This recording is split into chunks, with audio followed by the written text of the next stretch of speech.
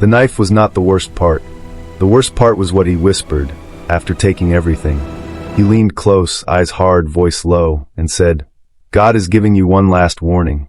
Then he ran. I stood there under the broken streetlight, shaking so badly I could barely breathe. My bag was gone. My phone was gone. My little envelope of cash was gone. Even my wristwatch was gone. But those words stayed. Not the robbery. Not the fear. Those words. I had heard many things about God before. I grew up around church. I knew the songs. Knew the Bible stories. Knew when to stand, when to sit, when to say amen. I knew how to look faithful in public, even when my heart was somewhere far away. That is a dangerous place to live. Not outside the church. Inside it, but empty. By that season of my life, I was tired in a quiet way. Not the kind people notice. I still worked every day. Still paid bills. Still smiled when people asked how I was doing. Still attended service twice a week. Still posted hopeful things online. But inside, I was becoming someone else. Hard. Secretive. Restless.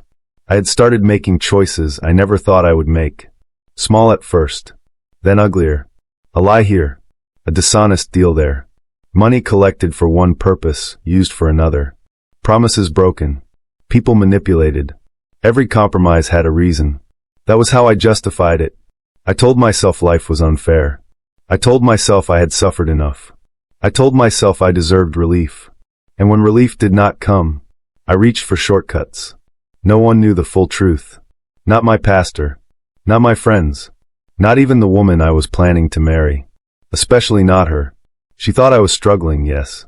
But still decent. Still trying. Still clean. She did not know how much darkness I had started calling survival. The robbery happened on a Thursday night. I remember because earlier that day, my mother had called me 3 times. I did not answer. She always knew when something was wrong. That used to comfort me. Lately it irritated me. That morning, she sent a message. Simple. Short. Very her. Please pray today. My spirit is uneasy. I saw it. I ignored it. By evening, I was carrying cash I should not have been carrying. Not because it was mine. Because I was not ready to explain where it came from. I had told one man I could help him secure a contract. I had told another man I needed a small advance to push the file. Both stories were half true. The money was meant to solve other problems first. Rent. Debt. Pressure. Silence. I told myself I would fix it later. That is the thing about sin. Later always sounds close. Until it is not. Rain had fallen earlier that night. The roads were still wet. Power had gone out in some parts of the area. Shops were closing. Generators hummed behind locked gates. The whole street looked tired. I chose the shortcut. That narrow road behind the old pharmacy. I knew it was a bad idea. I walked there anyway. Halfway through, I heard footsteps behind me. Fast. Then closer. Before I could turn fully, a hand grabbed my shoulder. Another hand pressed cold metal near my ribs. Don't shout. Everything in me went still. My mind did not race. It emptied. I could smell alcohol on him. Sweat too. And something metallic. Maybe rust. Maybe blood. Maybe fear. His breathing was rough, like he had been running. He pulled me backward into a darker part of the road. My knees nearly buckled. Give me everything. I obeyed immediately. Phone. Wallet. Cash. Watch. Even the ring in my pocket. I handed it all over. He searched me fast, rough, angry. Then he paused. For one strange second, he just stared at me. I could barely see his face. Only parts of it. A cap. Thin beard. Eyes that looked too alive for that hour. He seemed ready to leave. Then something changed. His expression tightened. Like he was listening. Not to me. To something else. He stepped closer and whispered, "God is giving you one last warning." Then he ran into the dark. I stayed there for what felt like forever. My back against a wall. Heart pounding like it wanted out. I kept hearing the words again and again. One last warning. One last warning. It was such a strange thing to say during a robbery. If he had cursed me, I would have understood. If he had threatened me, I would have understood. But that felt personal. Too personal. I eventually made it home. I told no one the full story. I said I was robbed. I said they took my things. I left out the whisper. I do not know why. Maybe because part of me already knew it meant something. That night, I could not sleep. Every time I closed my eyes, I saw the shape of him in that darkness. Heard his breathing. Felt the cold press near my side. Then came the whisper again. Around 2 a.m., my phoneless room felt too quiet. I sat on the edge of my bed and stared at the floor. My mother's message came back to me. Please pray today. My spirit is uneasy. I laughed once. Dry. Bitter. Then I rubbed my face with both hands. Because suddenly a thought rose in me, sharp and unwelcome. What if the warning was not about dying? What if it was about becoming someone I would never recover from? I pushed the thought away. The next morning, I went to work as if nothing had happened. That was my habit. Keep moving. Do not feel. Do not stop long enough for truth to catch up. But truth is patient.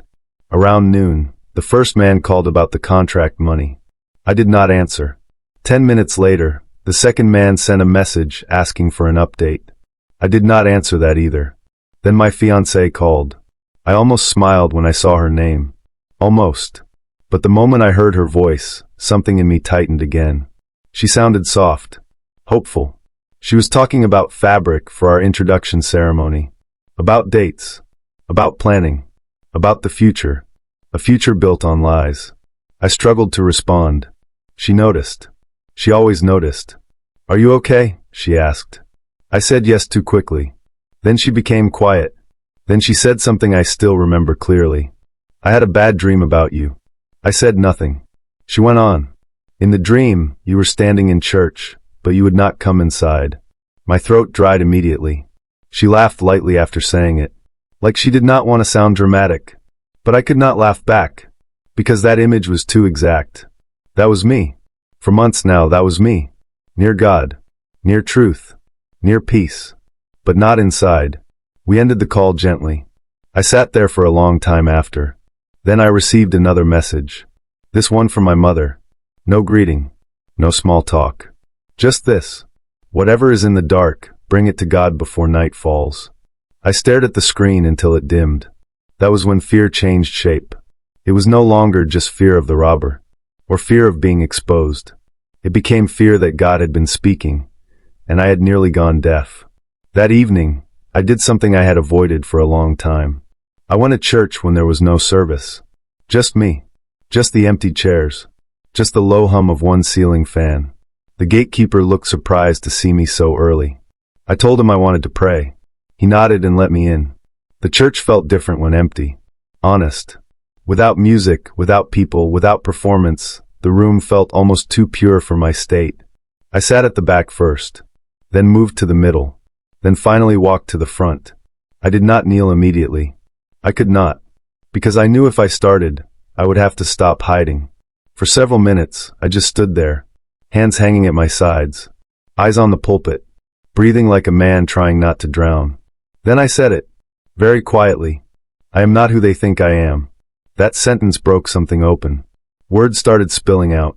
I confessed the lies, the money, the manipulation, the greed I had disguised as need, the spiritual numbness, the pride, the way I kept appearing righteous while rotting inside. My voice shook so badly I had to pause often.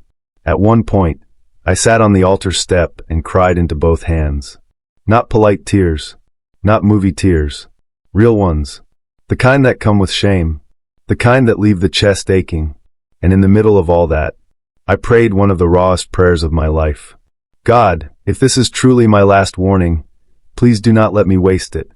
Silence answered first. Heavy silence. Then footsteps. I lifted my head quickly. A man was standing a few rows back. I had not heard him enter. He was older, maybe late 60s. Lean. Dark suit. Bible in hand. Face lined with age and peace. I thought maybe he was one of the church elders. He looked at me carefully. Not harshly. Just carefully. Then he said, "When God loves a man, he will interrupt him." I wiped my face fast, embarrassed. The man kept walking slowly toward the front. His shoes made soft sounds on the floor. He stopped 2 rows away. Then he said, "Some people call it punishment. Sometimes it is mercy." Those words hit me harder than I expected, because that was exactly what I had not understood. I had seen every disruption as attack, every exposure as danger, every conviction as discomfort. But maybe mercy does not always feel soft. Maybe sometimes mercy takes things before sin does. I tried to ask him who he was, but he raised one hand gently and said, "Return what is not yours. Tell the truth while you still can. And do not marry a woman with a borrowed soul." My entire body went cold. He should not have known that. None of it. Not the money. Not the lies. Not the marriage. Not the split I had been living inside. I stood up so fast my knee hit the wooden step. "Who told you?" I asked. My voice sounded frightened. Because I was frightened. The old man held my gaze. Then he said very softly, "You were warned in the street. Do not wait for a harder warning." I moved toward him at once. I needed answers. Needed names. Needed logic. Needed something solid. But at that exact moment, the side door opened. 2 choir members entered, laughing about something outside. I turned for 1 second. 1 second. When I looked back, the old man was gone. Gone. Not walking away. Not near the aisle. Gone. I ran to the back of the church. Nothing. Checked the side door. Empty passage. I even asked the choir members if they had seen an elderly man leaving. They both shook their heads. No one had passed them. I stood there in stunned silence. My legs felt weak. My hands would not stop trembling. I wish I could explain that moment neatly. I cannot. Maybe he was a real man God sent. Maybe he had been in the church the whole time. Maybe heaven comes closer than we dare believe. I only know this. That encounter destroyed my excuses. That same night, I started making calls. Hard calls. Humiliating calls. I returned what money I could immediately. For the rest, I promised dates and kept them. I told the truth where lies had been sitting too long. Some people shouted.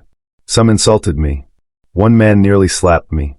I accepted all of it, because for once, consequence felt cleaner than deception. The hardest conversation was with the woman I loved. I told her everything. Not carefully. Not strategically. Fully. By the time I finished, there was silence on the line. Long silence. Then soft crying. I will never forget that sound. Not because she was dramatic. Because she was disappointed. And disappointment from someone pure can feel heavier than anger. She did not leave immediately. But she asked for space. She said she needed to pray. I understood. For weeks, my life felt stripped down. Embarrassment. Repayment. Awkward church glances. Questions. Lost respect. Lost comfort. Lost image. But something else appeared under all that loss. Peace. Small at first. Then steady. The kind that comes when your inside starts matching your outside. Months later, something happened I never expected. I was in a market buying household items for my mother. I had changed a lot by then. Not perfect, but honest. Praying again. Serving again. Not to look good. To stay alive. As I turned near a roadside stall, I saw him. The robber. I knew it instantly. Same eyes. Same sharp movement. Same scar near the jaw I had barely noticed that night. He saw me too. He froze. Then he started walking away fast. I followed him. Not because I was brave. Because I needed to know. I caught up near a mechanic's shed and called out to him. He turned slowly, ready to deny everything. But before he could speak, I said, "What did you mean that night?" His face changed. Not angry. Afraid. He looked around, then lowered his voice. I don't know why I said it. I said nothing. He swallowed hard. Then he told me. The night he robbed me, he had planned worse. Much worse. He had attacked 2 others earlier that week. He was desperate, violent, unstable. But when he grabbed me, he heard a woman's voice in his head. Not outside. Inside. One sentence. Touch him again, and you will die in your sin. He said it terrified him. Then another sentence came. Tell him he has one last warning. He obeyed without understanding why. When he finished speaking, his eyes were wet. Mine were too. He looked at me and whispered, "Since that night, I have not had peace." I asked him one question. "Do you want it?" He nodded. Right there, beside grease stains and broken engines, we bowed our heads. And I prayed with the man who robbed me. Not because I was holy. Because mercy had already embarrassed me too deeply to withhold it from someone else. That was the twist I never saw coming. The man I thought came to destroy me became part of the very thing God used to save me. Not just from danger, from myself. Today, I still remember that whisper. Not with fear now, with gratitude. Because some warnings are actually rescue. Some robberies reveal bigger thefts already happening in the soul. And some encounters that feel cursed at first are mercy wearing a hard face. I lost money that night. I lost valuables too. But I was about to lose something worse. My conscience. My future. My ability to hear God without pretending. That was what heaven interrupted.